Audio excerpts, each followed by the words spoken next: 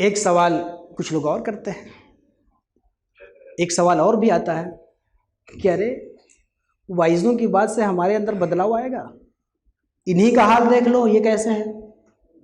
بہت دیکھے ہیں وائز، جب ان کے کردار پہ ان کی گفتار کا کوئی اثر نہیں پڑا تو ہمارے اوپر کیا پڑے گا؟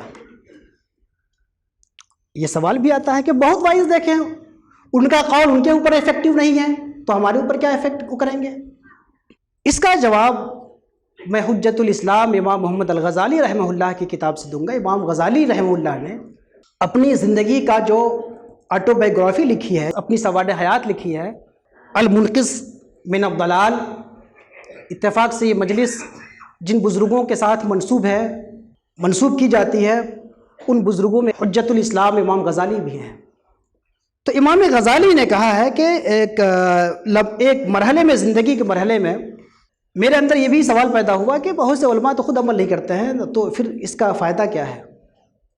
علم کا فائدہ کیا ہے؟ اور ہم ان کا احترام اور ان کی توقیر کیوں کریں؟ عوام کی طرف سے یہ سوال آتا ہے کہ خود بھی عمل ہے، ہم ان کی عزت و توقیر کیوں کریں؟ آج بھی ہمارے عوام میں جو لوگ ایک ہفتے پابندی سے نماز پڑھ لیتے ہیں وہ علماء کے لیے محتسب اعلیٰ بن جاتے ہیں۔ ایک ہفتہ چہلم بھی پورا نہیں ہوا نماز کی پابندی کا، علماء کی اصلاح کا بیڑا اٹھا لیا۔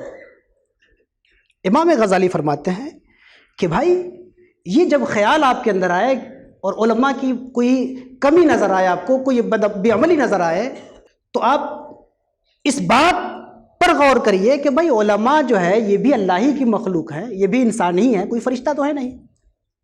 جس طرح آپ صبح سے شام تک 50 غلطیاں کرتے ہیں اور اس کے باوجود کہتے ہیں کہ ہم تو انسان ہی ہیں نا، تو اپنی 50 غلطی کے لیے تو آپ بنا لیتے ہیں کہ میں انسانی ہوں، اور کسی عالم کی ایک غلطی نظر آتی ہے تو آپ اس کو ہر طرف پھیلاتے رہتے ہیں کہ عالم صاحب نے کیسے غلطی ہو گئی، عالم صاحب سے غلطی ہو گئی، وہ بھی انسانی ہیں، آپ بھی انسانی ہیں۔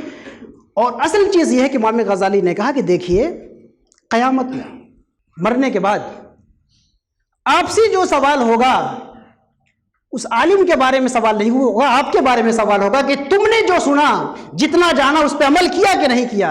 آپ کو عالم کے بارے میں جواب دہ نہیں ہونا، اپنے آپ کے بارے میں جواب دینا ہے۔ آپ اپنی جواب دہی کی تیاری کریے، اس کی فکر چھوڑ دیجیے، آپ اپنے لیے جواب دہ بن جائیے۔ امام غزالی فرماتے ہیں کہ آپ علماء پہ تنقید کرتے ہیں؟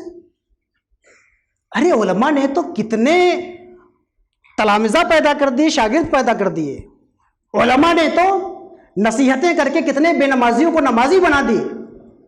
علماء کی اصلاح اور علماء کی تصغیر سے تو کتنے لوگوں کی اصلاح ہو گئی۔ کسی عالم کے ذریعہ ہزاروں سینکڑوں لوگوں کی اصلاح ہو چکی ہے۔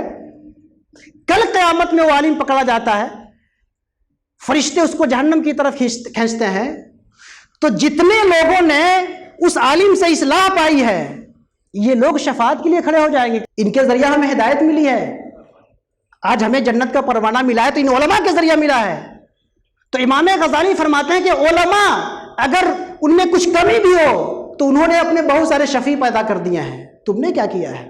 ایسا ہو سکتا ہے کہ کوئی عالم میں کوئی کمی ہے تو وہ کل اس کے شفعاء، ان کی جو شفاعت کرنے والے ہوں بہت سارے لوگ، ان کی شفاعت کی وجہ سے اس کا کام نکل جائے اور تم علماء پہ تنقید کرتے کرتے اپنی عاقبت خراب کر ڈالو۔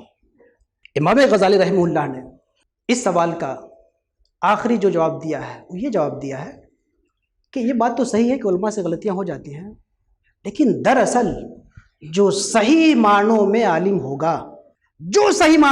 ہوگا اس سے غلطی نہیں ہوتی ہے، چونکہ یہ فیصلہ قرآن پاک کا ہے کہ انما یخشی اللہ من عبادہ العلماء، اللہ سے صرف علماء ڈرتے ہیں۔ تو جو اللہ سے صرف علماء ڈرتے ہیں، جو بھی ڈرنے والا ہوتا ہے، اصل عالم وہ ہے جو علم کے ساتھ عمل اور تقوی کے زیور سے آراستہ ہو، جتنا پڑھا ہے اس کے ساتھ اس کا عمل ہو، اس کا تقوی ہو، صحیح معنوں میں یہ عالم ہے۔ اور تمہیں جو کہا گیا ہے کہ علماء کی صحبت اختیار کرو، تو علماء پہ تنقید کرنا چھوڑو، اچھے علماء کی تلاش شروع کرو، ایسے علماء جن کے ساتھ عمل ہو، جن کے ساتھ تقوی ہو، ان کی صحبت اختیار کرو اور ان کے ساتھ بیٹھ کر کے اپنا معاملہ درست کرو، اپنی عاقبت درست کرو، اپنی فکر کرو، اپنا انجام بہتر کرو، کیونکہ قیامت میں تم سے دوسروں کا سوال نہیں ہوگا، اپنا سوال ہوگا۔ تم سب سے پہلے اپنی فکر کرو، اور اپنی فکر کرنے کے لیے جو صحیح علماء ہیں ان کی صحبت اور ان کی بات میں شریک ہو، چونکہ ہمیں جو سب سے پہلا حکم ہے وہ قوا انفسکم، اپنی فکر کرو، اپنے آپ کو بچاؤ۔